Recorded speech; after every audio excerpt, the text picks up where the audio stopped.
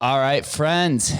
Amber Fuhriman is in the house, somebody that I tried connecting with over a year and a half ago when I first started the podcast. So I'm excited now that the world finally has come full circle that we could sit down on this early morning and have a conversation. Amber owns her own law office. She practices criminal defense and immigration at the law office of Amber Fuhriman. She's also a podcaster. She is the host of the More Than Corporate podcast and the founder of the Success Architect. So an entrepreneur that is perfect for this show and kind of embracing the new age entrepreneur that just puts their hand in multiple things as well as having a creative outlet of some sort. So Amber, thanks for coming on. Oh my gosh, I'm so excited. And it's just proof that like it happens eventually. I feel so bad, but I'm glad we finally made it work.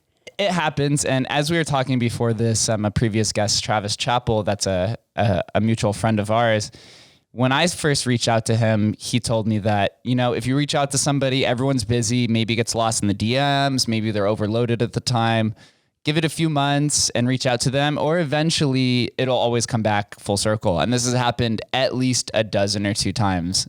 Yeah. And especially out here in Vegas, where it's such a small, big city. It's really, everyone's separated by maybe 2 to 3 degrees of separation. It's so true. It's so true. And the other thing too, when we were talking about this a little bit before we started recording, that you reach out to people, you finally get that excitement to reach out to people, and then you're like, they're never going to respond. They're never going to respond. And then they respond and you're like, oh no, what do I do now? And then by the time you figure it out, you're like, well, it's too late. Like I waited too long. And so it's so crazy the way that everybody thinks that everyone else has it all figured out. And then we sit down and talk like this and realize that we all go through the same stuff when we're connecting with people. Yeah, especially when you're having a podcast, once you pass that like 30, 40 minute mark, it feels like you've known them for months to years. And it's really been like a few hours or literally just a few minutes at the time. I don't know what it is. Maybe it's because we're like so starved for just like our undivided, or giving somebody our undivided attention, that it becomes more intimate than what we're used to because of technology. I agree with you. And I also want to say that it goes a lot to your ability as an interviewer as well, because there are some podcasts that you don't kind of get that feeling. So you have this amazing way of making people feel at home from the moment you meet them. And that helps you get the best interview possible. So I think that it's a combination of both what you said with giving people your undivided attention, but then also your ability to just care about what people think and who they are and getting their story out. It really comes down to, if you want to be understood, you must first understand the person across from you. Podcasting is almost always important on listening first and then being able to regurgitate or repeat back to them kind of what they're saying. Because sometimes even as a guest, that I've been on a guest now for maybe like 20 or 30 shows, you start talking as a guest and you're like, wow, I didn't even know I had that kind of ability. So it's almost like a mind-blowing experience on both ends. Yeah, it's true. It's true. And also there's so many different reasons you can start a podcast, and understanding what that purpose is before you get started is so important. But if it's a sales-based purpose versus a relationship building based purpose, that creates a different energy as well. And both of them have their place.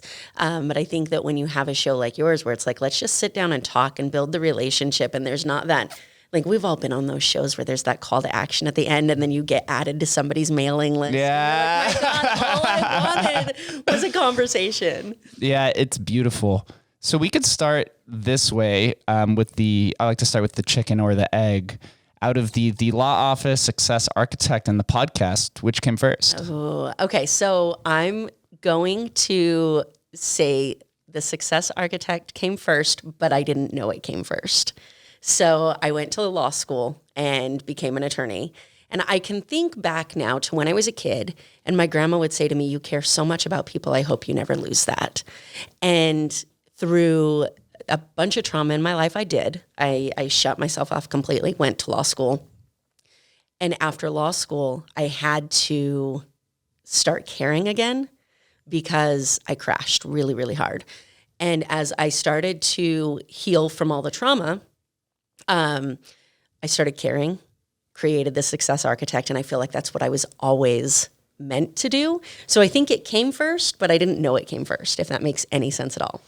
And for the listeners and even for myself, can you explain a little bit about the objective of Success Architect? If I had to guess, I'd say it's some sort of life design project. So the company is actually called Success Development Solutions, and Success Architect was created because I was still at the time holding on to everything related to my dad. I lost my dad when I was 18. It's a huge part of my story of who I am. I'm very open about it.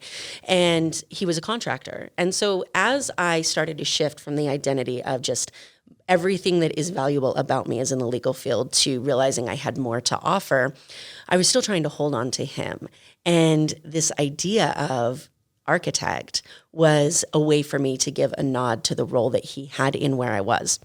It wasn't until after I really dug into what I do with them, with my clients, that I realized that it is exactly the same as building a house. Like, you build this blueprint for exactly what you want your life to be, and then you surround yourself with the tools, people, and resources that allow you to execute that so that you can have this life you've always wanted. And so once I realized that it was intentionally or unintentionally intentional, it all started to fall into place. So I help people really step back, define success for themselves, start to create that blueprint for what their life looks like with that definition of success in the center of everything they do, and then build the life and business that they want to have around that. And when you're onboarding new clients and defining success, do you see any sort of common denominator for what some of these people are looking for? Yes, they don't know. So I've never had anybody tell me, well, actually, let me go back. I've had a ton of people tell me that I want a 6-figure income. Like, that's going to make me happy. I don't know when, I feel like it was our generation. I don't know when 6 figures became that number that was supposed to make everybody's problems disappear, but I feel like it's the common denominator that I hear. Yet nobody has ever said, I want to make a 6-figure income so I can carry around $100,000, right? There's always something deeper that they want that for, and nobody's ever asked them to go that deep. So they'll say, oh, well, I want to have it for freedom. Well, what the hell does freedom mean to you, right? Like, well, it means, because for me, when I opened my law office, I was like, great, like, nobody gets to tell me what to do. I don't have to listen to anyone. The problem with that is nobody includes myself. And so I sat in my office and I was like, I don't have to do anything I don't want to do. And then I was like, like, I got bills due, and I don't have any clients because I haven't been networking and I haven't been marketing. And I was like, crap, maybe I do have to do some stuff I don't want to do. And so then you start digging down and going, well, when 100% freedom is impossible, then what does that mean to you? And what does that mean to do? And at some point in time, you get to this place that they've never gone before. And it's a place where your family's opinions don't matter and your education doesn't matter. And the opinions of anybody outside of yourself doesn't matter. And we get to figure out, like, what drives you at the core that you can then be fulfilled in anything that you do. Wow. Sometimes we don't ever look internally when we're trying to figure out what our purpose is. And sometimes it's even backwards. And I thought about this a lot when I started my podcast once the world was shut down and we were in quarantine and we had all this time to kind of like have those like internal debate of like what actually makes us driven. And I realized that when we grew up, we were kind of indoctrinated to figure out what our purpose was by the time we were in kindergarten, right? Yes. We want to be a fireman. Do you want to be a police person? Do you want to go into law? But then I realized as I was sitting in quarantine at the age of 28 that a lot of these positions that exist today didn't exist when we were trying to figure out what our purpose was. And so I think along that journey of whether it's 10 years or 20 years, we become so confused because it's like a two-sided battle or like a bookend of like, you're supposed to figure out what you want to be when you're young, but then once you become older, those things that exist today didn't exist when you were younger. Or you have so many more opportunities that you didn't have before. When I was starting to make this shift, and believe me, it was not my choice. I resisted constantly until I couldn't work at all. I was in therapy. I was struggling from panic attacks, and I was like, I've got to figure something out. And it was through that journey that I started to realize that people would ask me, what do you like to do in your spare time? And I couldn't answer that question because I had no idea who I was. None. And as I started to kind of loosen that identity, I will never forget sitting at this conference in Delaware in 2019. And I heard someone say, I wish people would stop thinking about the career they want to have and think about the life they want to have and see what gets them there. And it was at that moment that I looked at the life of the attorneys that I looked up to that are 20, 30 years older than me. I was like, if I have their life, am I going to be happy? I'm like, my God, no, I don't want that. Like, I don't want to be talking about the trips I didn't get to take. I don't want to be talking about the failed relationships and the missed holidays and all of those things. Like, I want to be able to enjoy my life and be location independent. And so then I started saying, okay, well, how do I take my law firm and make it what I want? And I feel like that's what's missing is people think, oh, I'm unhappy in my career, so let me step back and let me like wipe the slate clean, because I almost did. I almost completely gave up my bar license, went back to bartending and figured out where the hell I went wrong in my life. And then I realized like, you don't have to walk away from your profession. You just have to figure out what parts of my profession work for me, which ones don't, what leads to the life I want to have, what sacrifices am I willing to make now, what is going to get me where I want to go eventually. And if the answer is none of it, then walk away. And if it's some of it, then stay in there. The problem is that people get so addicted to accomplishing things and they get that dopamine high every time somebody tells them that they did a good job that they think they're happy until they wake up and have no idea whose life they're living. And they're like, where did I go wrong? Because all these people said I was doing amazing. Right. That slight wage increase bump or that small promotion, which isn't actually promotion. They're just changing your name and adding a few more words to it, which makes you feel successful. Or the moment, and anybody who works in a corporate setting will know what I'm talking about, that moment that you get that promotion to a salary worker and you realize that you just became someone's slave. Like, you're like, I'm so excited. I just got a salary position. And then you're like, my God, what did I do to myself? Yeah. And you're taking we could call it the modern day approach to law practice because you're integrating the creator economy to what you're doing. We talked about this before we started recording that during quarantine, we realized that the world was migrating to this like remote world and that we had to put ourselves out there because the in-person interviews or the in-person group settings were basically taken away for at least a year or two. And even in some places is still ongoing. And attorneys and law has kind of been this like smoke and mirrors, like hidden kind of profession where you want to talk, you call a law office and you're trying to get a lawyer, but then you have to go through her assistant. And then you have to go through like 3 other lawyers to get to the person who actually owns the law firm. And there's like this mystique behind it, but then you're paying like half your year's salary to get the law. But you're being just like up in front and center. You're interviewing people and putting yourself out there. And then basically those who want to utilize your services, they can vet you without even having to go through 400 different people to get to it. Do you feel that this approach has been to much more benefit than you had thought of before going down this road? I didn't think that it had until recently because I've worked so hard to keep my podcasting and my coaching business separate from my legal field. And the reason for that was just fear. Like, I was so afraid of what the legal profession would think if I'm here talking about the depression that we feel and the anxiety that we feel and all of the struggles and emotional exhaustion that we as attorneys feel, and talking to people about this better life. I've actually had really good friends of mine who have told me that I need to quit practicing law if I'm going to do this because you can't possibly do both. Just another example of people putting their own limitations on what you think you're capable of doing.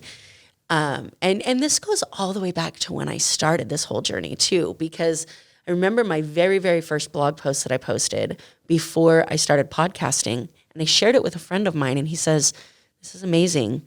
This will ruin your career." And so that was kind of in the very beginning.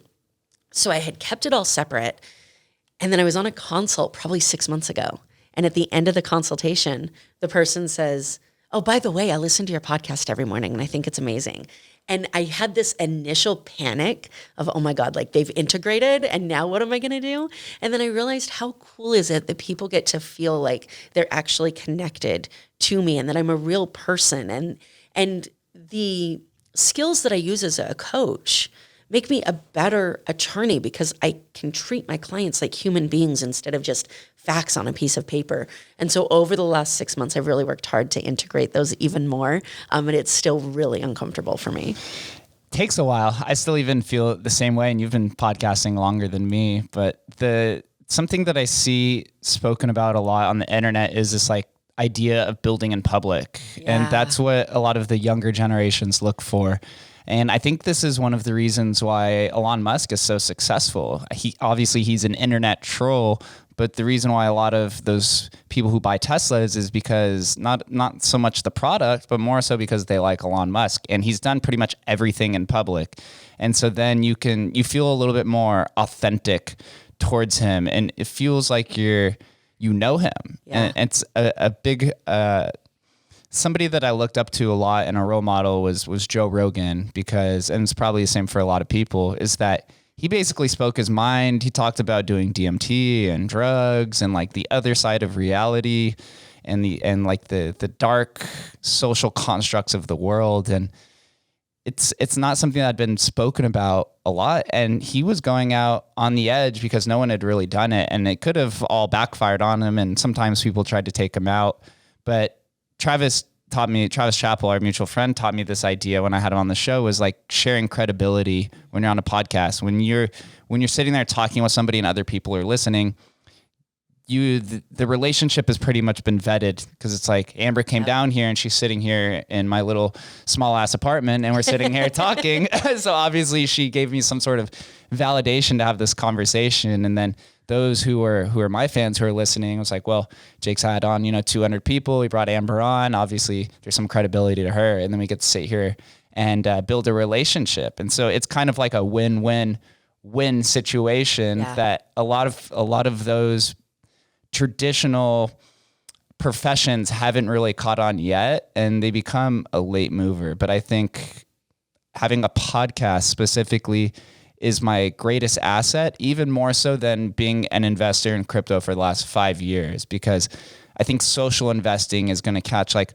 a lot of traction over this decade. And now we're kind of past this like primitive social media regurgitated information, and everyone's just looking for those like unique bits of content, whether it's 5 seconds, 5 minutes, or 5 hours. Yeah. And, I had interviewed a pharmacist on my podcast, and I love her. She has a podcast called The Angry Pharmacist, and she left pharmacy to become a diabetic health coach because she was so tired of this world where we just say, there's nothing I can do for you and your diabetes. Here's medication for the rest of your life. And she said something that forever changed the way that I look at professional degrees. And she said, when we go to grad school, they train the human out of you, and you spend your entire life trying to get that human back. Well, going back to social media, and anybody who, I'm going to age myself, anybody who's old enough to remember MySpace and what it was like. Oh, I had a MySpace. I had a MySpace. That up, right? Knows that when Facebook started, it was this place where like, it wasn't your life, it was like your dream life, right? You could say anything you wanted on Facebook and it didn't matter, and nobody could connect with that. And podcasting has created this amazing space where it's okay to tell people you're not okay. And it's okay to bond over the struggles and the failures and the doubts and the insecurities that we have, because that's what causes human connection. Like, I support people's wins, and I'm like, good for you. I'm glad you're winning. But when they post like, my God, I didn't want to call this person today, and I did, and like I had this connection, and I just feel like I'm failing at life today. It's like, man, I feel you, and let's talk and figure out like, and then you build this real connection. And so I think that's what podcasting has done, is start to put the human back into professions that it's been taken out of. And I've realized that the human attention span is actually much longer than we think. You see this perpetuated a lot, that the modern day person in society's attention span is 15 seconds because of the TikTok consumption and Instagram and all of this, and that the average YouTube watch time is 4.5 minutes. But the average podcast consumption is that the average stat is that 80% of your listeners listen to 80% of the episode. And so it makes you realize that like that craving for authenticity and that relatability is much stronger than just consuming dance videos on the internet all day, or funny cat videos playing the piano. Yeah. I mean, there's a difference between that numbing of just scrolling social media and like, hiding from whatever you have to do for the day, and like consuming content that validates you and makes you feel like you understand. And what's so cool is you and I are sitting at this table, which I'm totally going to recreate in my house, by the way, after our conversation.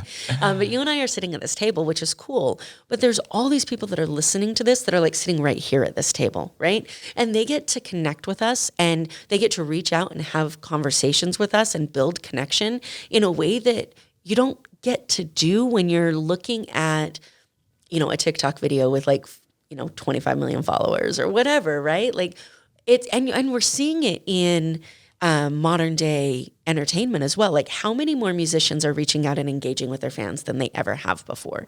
Because you have to. What makes people go to your show, what makes people consume your content, what makes people buy your stuff is feeling like they have a personal connection with you.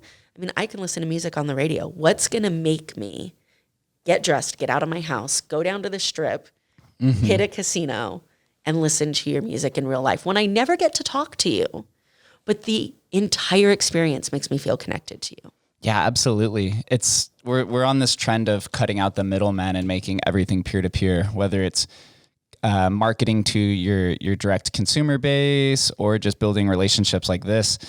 Before podcasts, we had radio shows, which the person that was hosting the radio show didn't own the radio network itself. You basically had to go through a middleman. But here it's just me and you sitting in this room, and whoever's editing my videos, whether it's me or somebody else. And that's highly, highly relatable. It's interesting to see where the trend of podcasting will go. A lot of people like to say that it's very saturated. There's over 1 million podcasts, but there's so many people in the world, and there's a lot of hours that can be consumed. And I have this firm belief, and I've debated this multiple times, that I think audio consumption is going to overtake video consumption by the end of the decade, with AirPod Pros being created and all of these ways to consume audio technology, and then just the amount of commuting that's happening. And now with remote work, the amount of people who are sitting home and they have to work at home, and they can plug in some headphones and put on podcasts in the background or listen to some music. And I think a bunch of the video content is going to depreciate over time because of podcasts and all of these different geographic influencers or audio influencers that live in the area. It's all about just connective and relatability. It's gonna be really interesting to see. Yeah, it's really cool. And I agree with you. I think the audio consumption is by far going to overtake video consumption. My podcast is on YouTube, and I've never shared my YouTube channel, which is changing. My social media company is fixing all of that for me. But I've never shared any of it. And it's because I know I don't want to sit down and watch an hour episode with someone. It's the most frustrating thing ever when you have your AirPods in and you're watching a video and you decide to walk away from your phone and your phone locks up and then the audio stops and you've got to go back and turn it on. And I'm like, I want a video that I can watch when I want to, walk away from when I don't want to. And I think that's where the flexibility comes in and is really cool. But I agree with you. The multitasking that comes along with audio is so powerful. Yeah. And we're going to make it. We're going to have a good time. I want to dive a little bit into your practice. Yeah. I noticed that you focus on two sides of the spectrum almost. You're a criminal defense attorney, but also you defend immigration as well and help with that. How is this common to represent both sides of the spectrum? And then what is your experience with this so far? Okay, so they're more alike than people think. So I get that all the time where everybody's like, oh my gosh, you have these two different ends of the spectrum, but they're so similar. They're different too, but they're so similar. So originally I wanted to be a public defender. It was supposed to be criminal defense all the way. And I don't know if anybody knows this, but the public defender's office here in Clark County is one of the most competitive public defender's offices in the nation. And so I went through a first round of hiring, didn't get the job, had to pay my bills, and ended up in an immigration law firm and tried to outrun it for about 8 years. But once you know it, you know it well, you do it well. It's not this popular field of law. So I ended up sticking in that. What I love, and this is becoming really necessary now, is criminal defense attorneys are amazing at what they do. And immigration attorneys are amazing at what they do. But there's this overlap. And it came, not to get too deep and technical because I don't want you guys to fall asleep, but back in 2013, the United States Supreme Court issued a decision saying that criminal defense attorneys had an obligation to inform immigration or to inform their non-citizen clients of the immigration consequences of criminal activity. Before that point, it was, and I'm sorry, that was 2010. Before that point, it was completely separate. Criminal defense attorneys didn't have to learn it. Well, 2010 was only 12 years ago. So you have crazy. all these attorneys who have been practicing for more than 12 years that started their career not having to give a crap about immigration. And now they have to care. And so my favorite part of my practice is actually advising criminal defense attorneys on the immigration consequences of plea agreements and helping them navigate that process. And then on the other side, helping immigration attorneys understand the criminal process so that they can best represent their clients in immigration court when it comes to criminal activity. And that's really the part of my practice that no matter what happens with the coaching business or the NLP training center or the podcast or any of that, that's the part of my practice that I will never give up. It's my favorite part of what I do. Outside of that, I do have the full immigration practice and criminal practice, but that overlap is my absolute favorite. So when it comes to immigration, I guess defense or representation, is it generally just those who are trying to cross international borders to get into America? Is it involved generally in some sort of crime? I know in the political and media space, they tend to play both sides and cause confusion. No one really knows what's actually going on. I have a bunch of friends who have been going through the immigration process for about a decade to try to get a green card. Do you cover all of that, or is there a specification to it? No, I do. I cover all of it. The only thing that I don't do is employment-based immigration. So I do everything family-related, everything removal defense. If somebody, travels to Mexico or Philippines or wherever they go, and they find this person that they fall in love with and they want to bring them to the United States, I handle all of that. And political opinions aside, because it doesn't really matter, one of the most frustrating things to hear is, well, just have them fill out the paperwork. Sweet. Tell them what paperwork to fill out. Like, that's awesome, because I promise they want to fill it out just as much as you want them to. But there's this whole broken immigration system that doesn't have a solution. And the most heartbreaking thing, and this is where things changed during the Trump administration, was every single president they have to create enforcement priorities, because you have all of these people who are in the United States undocumented, and you have like a tenth of that of immigration officers to be able to enforce the laws. So every president comes out with enforcement priorities. And in the past, it was if you're a criminal, if you have any type of drug trafficking, if you're recent in the United States, then you're a priority. What Trump did, whether you like it or dislike it, is he said, screw it. Like, everybody who's here undocumented, we're just going to pick them up and we're going to put them in removal proceedings.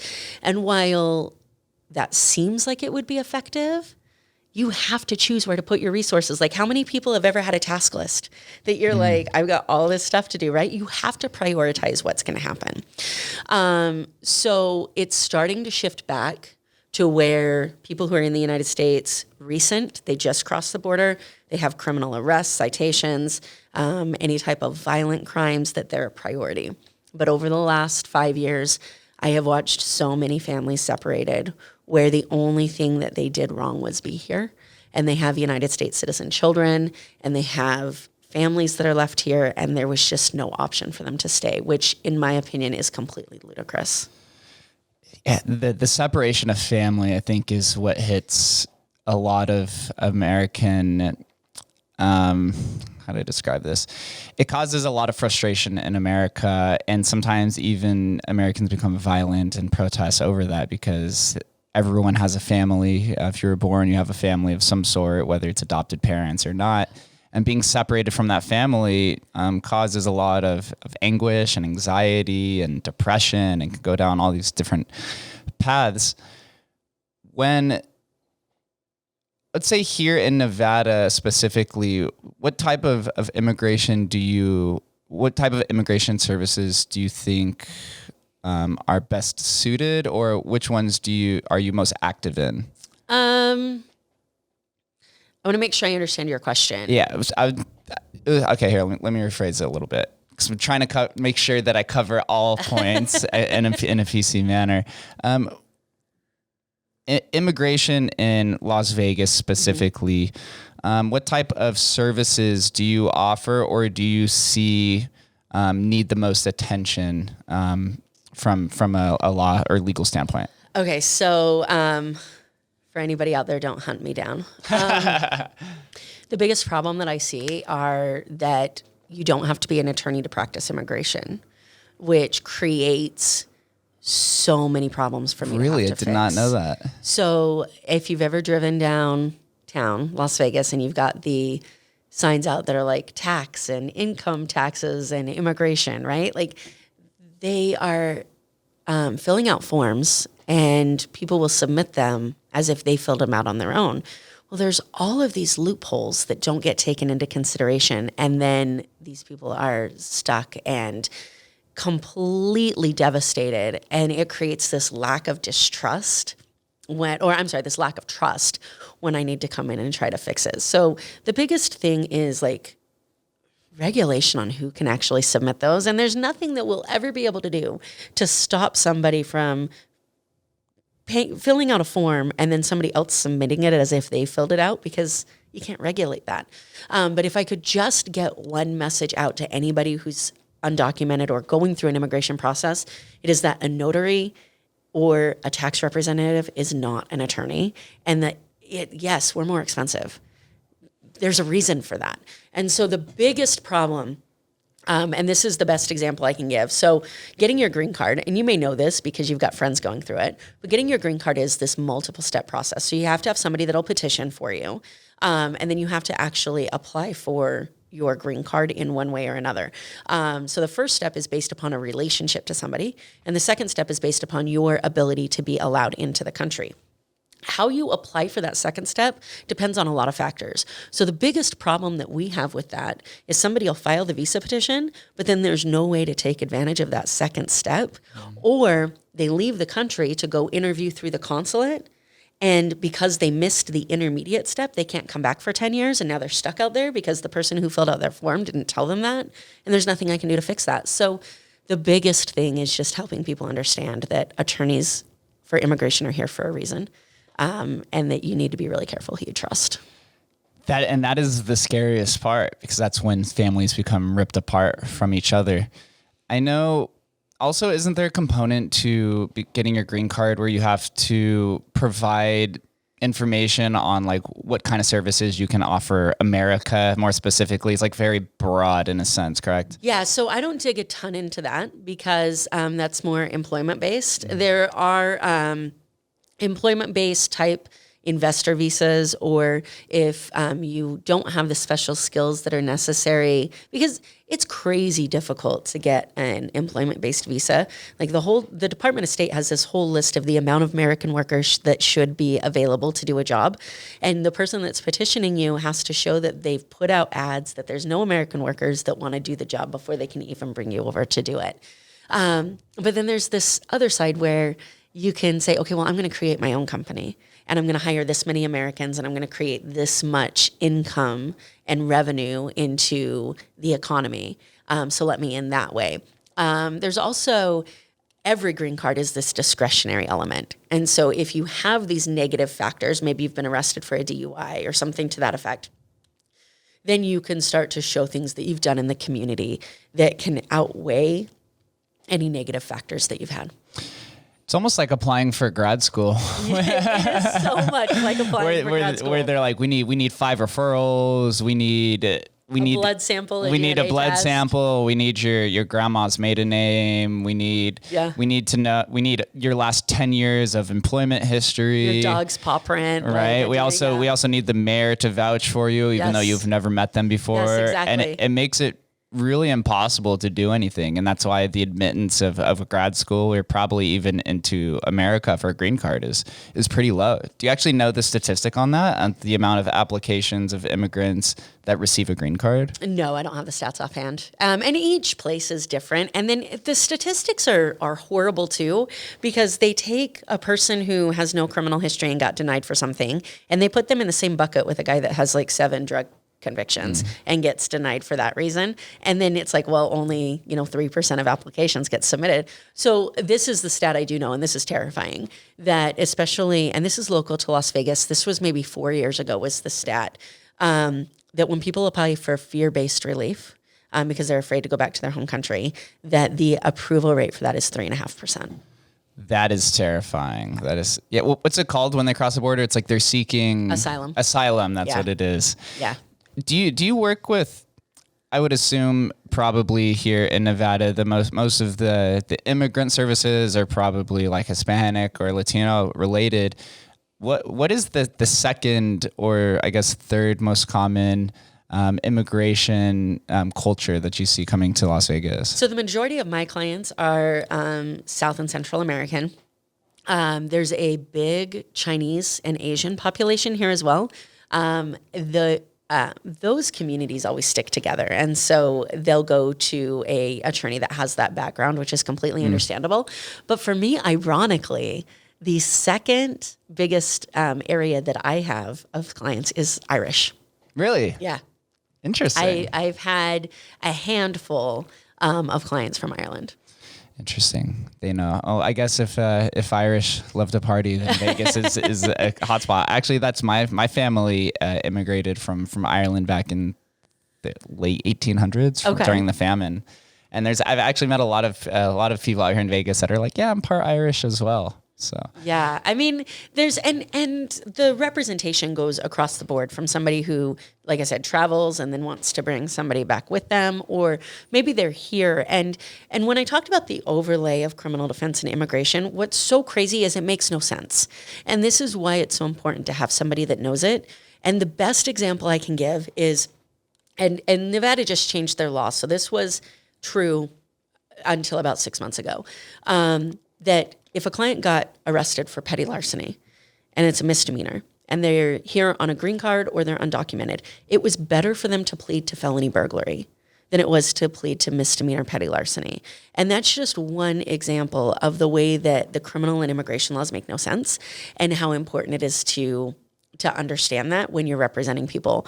So for much of my representation, it's people who thought, a misdemeanor and no jail time is going to be better. And now they were here legally, and now somebody's trying to take that away. And so we're defending that ability for them to stay in the United States. So it's not always people who entered unlawfully and are trying to stay here.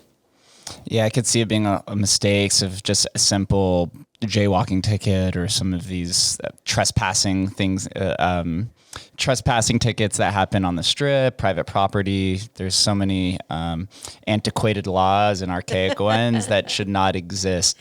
But on the other side of your practice, in the non-immigration sector of criminal defense, again, same question. What are you most commonly defending criminals, quote unquote, criminals from? So before I started my own law practice, I was on the sex team at a prior practice that I was at. So I handled all of our sexual assaults, all of our open and gross lewdness, any sex offender cases, and it was horrific. I helped with a couple of different murder cases while I was there as well.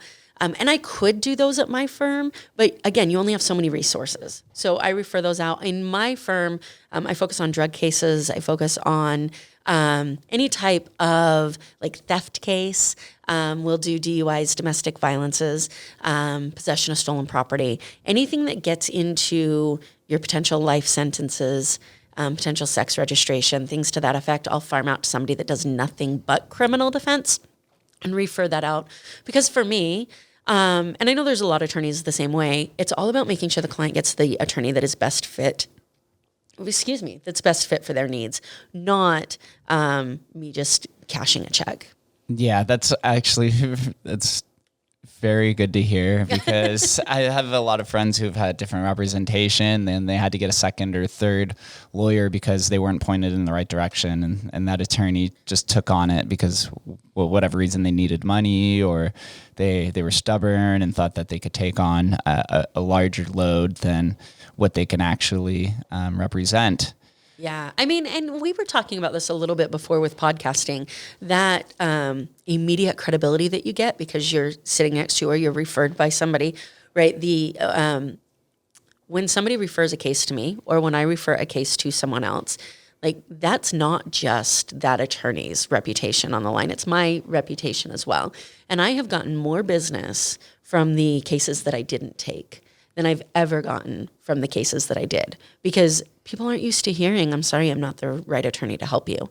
Let me introduce you to this person. So then you automatically become a person that they trust, because they'll say, go talk to Amber. If she can't help you, she'll tell you who can, which is an incredible responsibility that we as humans and service providers get to say, you know what, this has to be the most important thing to me, is making sure that if I'm not the right person to help them, whatever industry you're in, that I get them in touch with the person who can, because it's not worth it. It's not worth your reputation.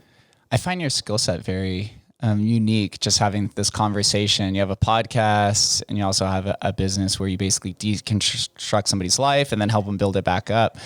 Do you apply some of these charismatic skills and I guess entrepreneurial skills as well when vetting a client during a consultation process? Yes, all the time, both ways.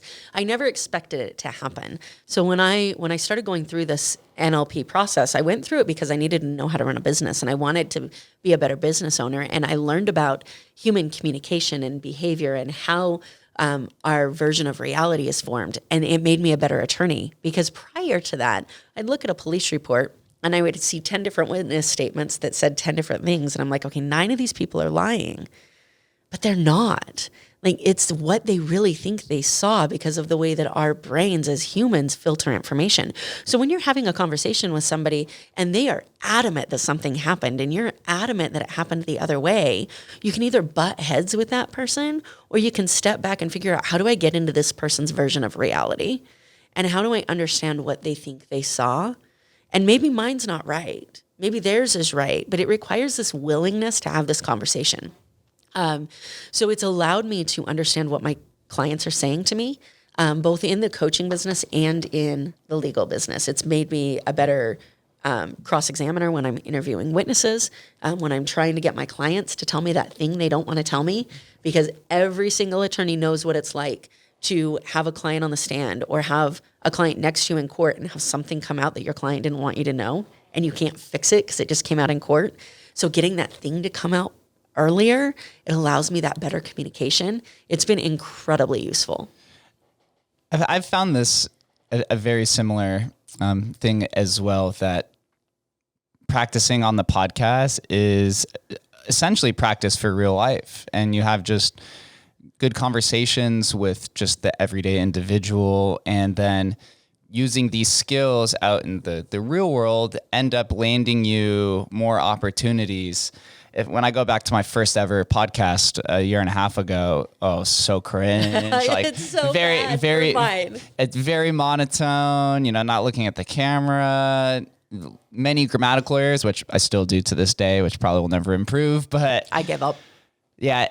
And it's just like, it just shows the amount of growth that you can have in such a short amount of time, where I think technology kind of like amplifies this personal growth, because we'll go even just pre iPhone era, because I think that's kind of when social media really took off.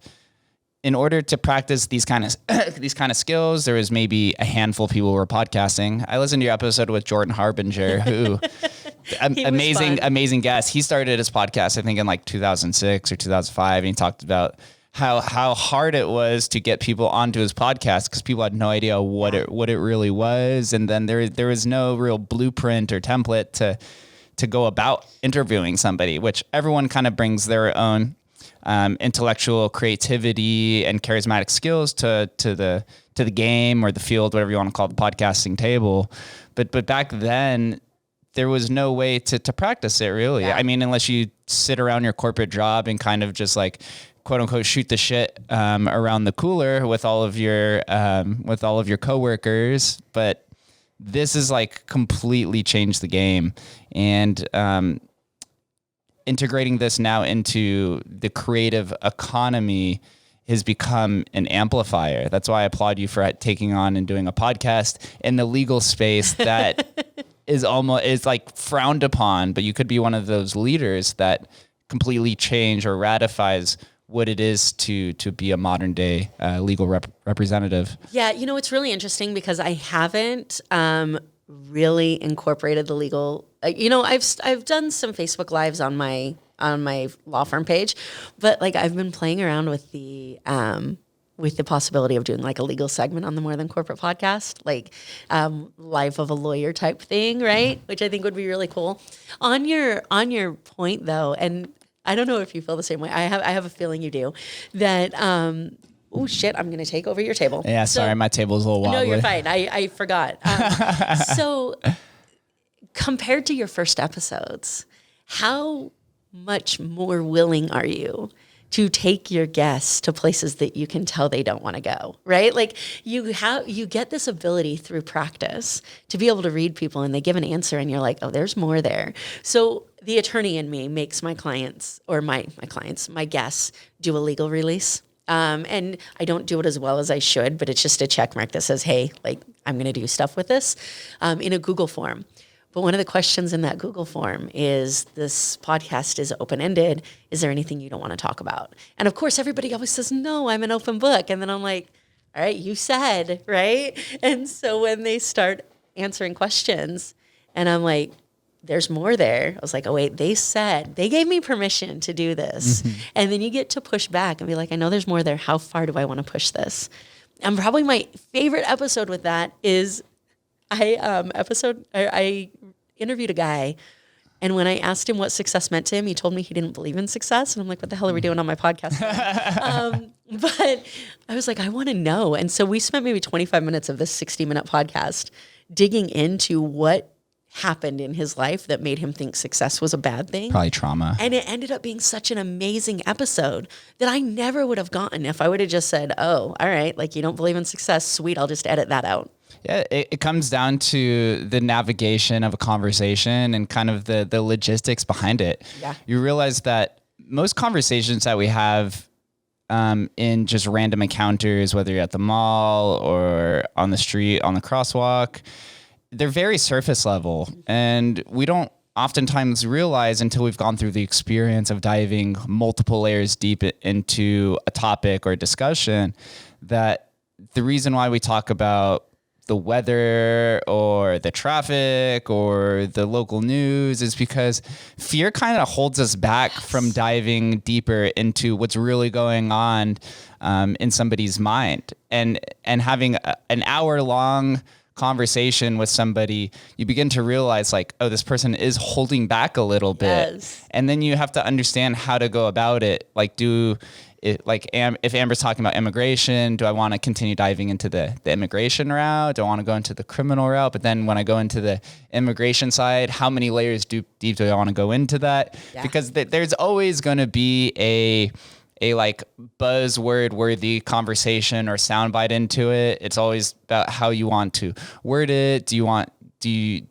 When you're presenting a certain question, you have to set it up as a way that doesn't offend your guest in a way. You don't know their past experiences, but after you do it and practice it so many times, you realize like, yeah, fuck it. Like let's go on. Let's have a good time. Or taking it into like the sales context. Like one of the most important things that I got told when I started like moving into a business that I could sell at, because in the legal profession, there's all these rules about, in the legal profession, there's all these rules about who you can communicate with and how you can communicate with them. And can you reach out to them first? And cold calling can't be a thing. And there's all these rules to protect people from over-aggressive attorneys that are selling their stuff. That doesn't exist in most of the world, right? And so as I start this coaching business and this training center, and I was like, all right, I got to do what? And so I'm taking these sales classes, and somebody said to me, Amber, make them tell you no. I was like, what do you mean make them tell me no? And he's like, keep asking questions until they tell you no.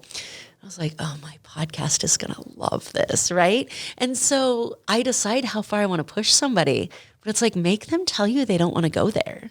And if you have something preset where you've already pre-framed it and asked them if there's anywhere they don't want to go, and they said no, then you have this open rein to make them tell you that they don't want to talk about that. That's how you get those deep conversations that people have said, nobody's ever asked me that on an episode before.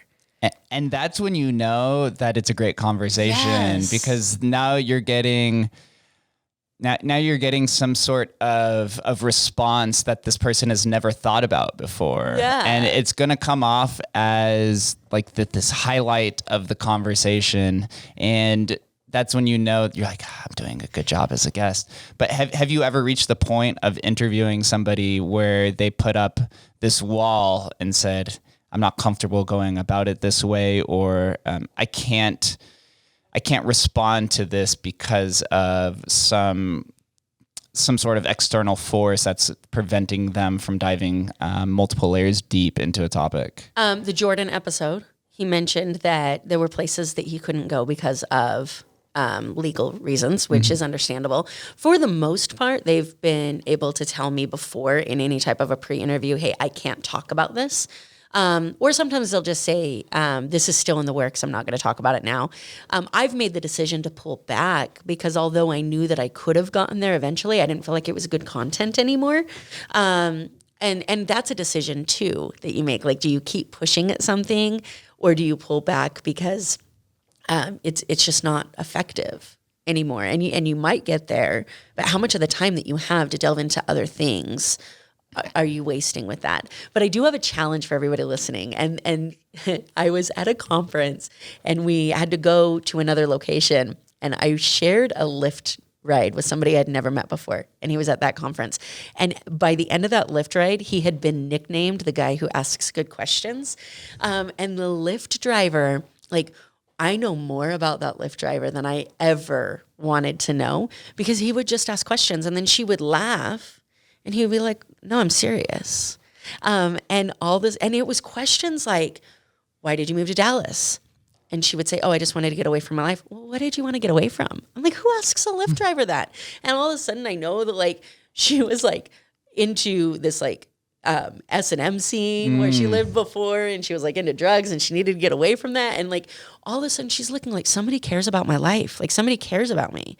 And I'm in the back, like, you cannot ask these questions of a Lyft driver. Like, Lyft is the place where you get in, you make small talk, you get out, and you leave with no real human connection whatsoever.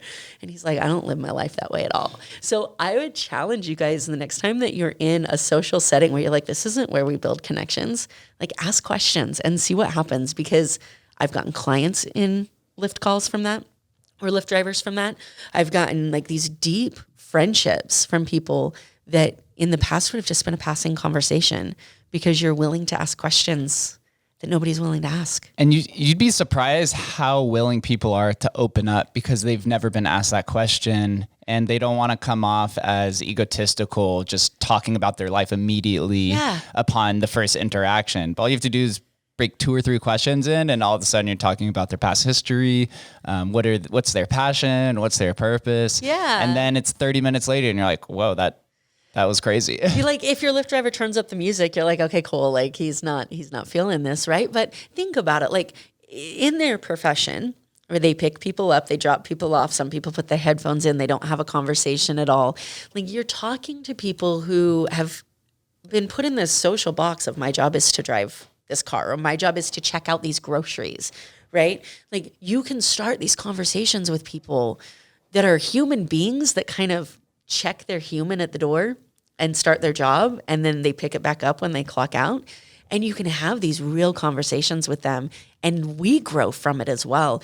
And it's uncomfortable, and it will help you grow to the next level in every single communication you have. Yeah, it seems so trivial, but this is one of the common ways to network in today's society. Yes. And then you know, even if it's a 10 or 15 minute conversation, then you ask them for whatever their social media account is, then you follow them, then you start seeing like how cool it is, whatever they're doing, whether they're, you know, a painter or a lawyer or just something completely random. And then this happens to me so often. I meet somebody random, and then weeks later, months later, something pops up on my social media feed, and I'm like, oh my God, Jeffrey's doing something that I'm actually been looking into doing, or Jeff's doing something that would be great for my podcast guest. Then they come on the podcast, and then all of a sudden he refers 3 or 4 more people onto the show, and now you're like friends with his entire social circle. It's true. And you never know. We were talking about this before we recorded. You never know who knows who. Like, we have 2 mutual friends that I didn't even know we had. And you just never know. And it's a long-term game. Like the relationship building is a long-term game. I had this amazing podcast interview with Les Brown, and I met him through my coach, but it took her a year and a half to introduce him to me. And it took her, like she was in a category exclusive networking group for a while. And she kept asking for an introduction to Les Brown or Jim Rohn or Tony Robbins, and people would laugh at her. And she'd be like, "Why are you laughing? I'm serious." And she'd make this ask maybe once a month. And about a year later, someone says, "Hey, did you still want an introduction?" And she's like, "No, I just enjoy asking all the time, right?" "Why? Who do you know?" And she's like, "Well, my sister's his West Coast dentist." She's like, "I've been asking for this for a year." She says, "Well, I had to make sure that you were who you said you were." Like there's some relationships, and it's not the quality of the person, it's the quality of the relationship. There's some relationships that you don't give up that referral right away because it's such a valuable relationship to you that you have to know that the person that you're bringing into that relationship is going to respect it the same way that you do. And so building relationships is so important, and understanding that this person may know exactly who you've been trying to get a hold of for the last 3 or 4 years, or they might have the keys to the experience that you've been wanting to do, or the business relationship that you've been trying to ink. And the difference between you getting that and not is playing the long game. It really has to be the long game. Something that I do when I approach somebody on social media is I go to see who they're following and see if there's anybody that's a mutual friend there. And then if I'm cold DMing them, then I lead with, "Hey, I'm friends with Bobby, who's our mutual friends." Or I'll reach out to Bobby first and be like, "What's your relationship with this person?" And if they say it's something strong, then you always lead with that first, so that when they see that first name, Bobby Brown, then they're like, "This is interesting." And then they read more and they're like, "Wow, we really are like more closely related on this 6 degrees of Kevin Bacon scale than we thought that we were." Especially out here in Las Vegas, where it's such a large town. It's 2.5 million people, but the network is really small because there are a lot of entrepreneurs out here, but I'll classify the entrepreneurs a little bit different than the doers, those who like take entrepreneur to the next level.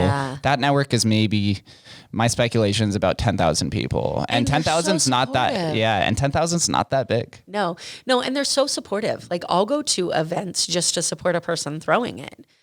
Because they've supported me in the past, or because it's, a relationship that's worth it for me. But talking about the messaging, and this I think is a really cool point that you just made, is how many people out there are like blasting on social media that they hate DMs, right? Like I've seen so many posts about this recently that if anybody DMs them, they just block them. And this is mainly in the sales perspective. But even those people, because I know that I've been guilty of thinking that before, until it's something you need or something you want, right? And then all of a sudden it's like, "Oh no, this didn't bother me at all," right? So finding how we can approach that in a way that finds that common interest is so important to getting over that filter of, "Oh, here's just another bot that's sending me a DM," right? You can't just say, "Hey, what's up?" anymore. It doesn't work. It comes down to understanding the context, like especially on social media platforms. LinkedIn does become a little bit salesman-y. And you can generally tell or see when something is an automated response or an automated messaging. So you want to really try to refine your message. A lot of people are actually busy, as much as we like to not think that, right? Like, this person doesn't have enough time for me to read my message. Probably getting 50 DMs a day. So you have to lead with something that's catchy or something that is relatable to them. And be willing to follow up and do it more than once, right? It's not always that they're not interested. I'm interested in a ton of things that I haven't responded to. I also run 3 businesses. Like I don't catch every message that comes through, and then I'll click it and be like, I want to respond, and then some fire starts in some business that I got to put out, and then I never get back to it. We, though, as humans, think everything is about us, and so instead of, oh, this person got busy and I want to remind them, It's, oh, they don't want to talk to me. I'm never going to reach out to them again. And then you've just lost this whole connection. And I think there's this organic part of it too, because I've had this conversation with people before and they'll ask me, they'll be like, okay, so what's the process that you use? Like, how often do you follow up with people and what task management system do you use? And those are important questions. But if you're having to remind yourself every 30 days to follow up with somebody, then the relationship's not there. Mm-hmm. And to bring this conversation full circle and this topic, I reached out to you like a year and a half ago, and Amber was too busy. She said, hey, like my schedule is full. Please reach out to me sometime in the future. And now we're sitting here about a year and a half later, finally doing this. You just really can't take offense to it, because sometimes our weeks are very crowded. And then sometimes the week you find a little bit more space and you're like, oh, now I can actually fill that podcast episode in there. Or I can go talk with Bob and go do lunch. Or sometimes you have to sacrifice things, whether it's like Amber was like, I can't come down and do it in person a year and a half ago, but I could do Zoom. And I'm like, yeah, that's not my brand. But I will hit you up sometime in the future. And then now Amber came down and we had the time. So it's like, there's really a context to everything that you just have to understand, but just being unwilling to give up and to understand that most of these conversations will provide so much value, and you never know what's going to turn from these conversations. Yeah, absolutely. And also staying true to who you are and what you want and what you need. To say like, that's not my brand is so cool. To be like, dude, I really want to have this conversation with you. And I want to respect who I am and what I've built and what my audience expects from me, because we are having an amazing conversation and we're both great at connection. So I think that we would have had this virtually, but it wouldn't be the same. And so being able to bring that and know, like, I value a quality interview and I can't get that in a virtual setting the same way that I can otherwise. When you're ready to step into my world, let me know. Is really cool boundary setting that not everybody has. Yeah, took some time for me to do it. Took some time, but now we roll it all the way to the end of this conversation. I ask all of my guests one final question on the way out. Same question to everybody. What does Las Vegas mean to you? Oh, wow. So I'm going to go back just a little bit, because I remember, and for anybody who doubts me on this, because it's going to sound like a fair weather fan, I have the social proof, thank God to Facebook. I remember the moment that Vegas started to feel like home. And it was October 1st of 2017, but it was before. And I was driving down the freeway. I was going to meet my cousin, and we were going to jump off the stratosphere. And I was looking at the sunset to the left of me and the strip lights to the right of me. And I thought, man, I'm so mesmerized by this. And I've always been mesmerized by it. I had been in Vegas for 5 years at that point. I was like, but it finally feels like home. And then 3 hours later, the shooting happened. And I remember feeling so angry that somebody would attack something that I felt like was home. So for me, Vegas is home. Absolutely. That's how a lot of us feel. And once you are able to capture that feeling of Vegas, you generally never leave, because you realize how convenient the city is, how passionate it is. And that Vegas strong message has really found, no pun intended, found its home within the Vegas culture. And it's been the entire population community of Vegas has really embraced it. And being somebody who's been born and raised here, it felt like it didn't have that sort of cultural feeling for a long time, because most of the culture existed on the Strip. Yeah. But now, because of that, we found that down here in the Arts District and downtown and some of the outlier areas like Summerlin and Henderson are forming their own cultural hotspots. And it's the whole encapsulating message of Vegas Strong. Yeah, Town Square and downtown Summerlin have completely changed the outlining, and then the district at Henderson. We were at Enchant yesterday. A friend of mine and I went out to Las Vegas Ballpark for Enchant, and we were having the same conversation that 5, 6, 7 years ago, something like that would not have been as popular in Vegas. It might have happened, but it wouldn't have been the same. I think that there's not always, there is the cultural shift, but those those things have always been around. It's just been your willingness to find them. And as soon as you start to embrace Vegas as home, you start looking at it differently and you start finding communities that you hadn't found before. And they're like, we've always been here. We've just been waiting for you to realize it. Couldn't have said it any better. Where do I send all of the listeners and those watching on YouTube to learn more about Amber or any of your affiliated businesses or maybe future adventures? Yeah, absolutely. So, successdevelopmentsolutions.com is probably the best place to access the coaching business, the podcast, everything that's non-law firm related. The law firm is fuhrimanlaw.com. So those are those two things. If you really want to connect with me, though, my private Facebook group is the best place to do that. It's called Success Center. It's on Facebook. Go ahead and request to join that, and that's the best way to like really have a deep connection.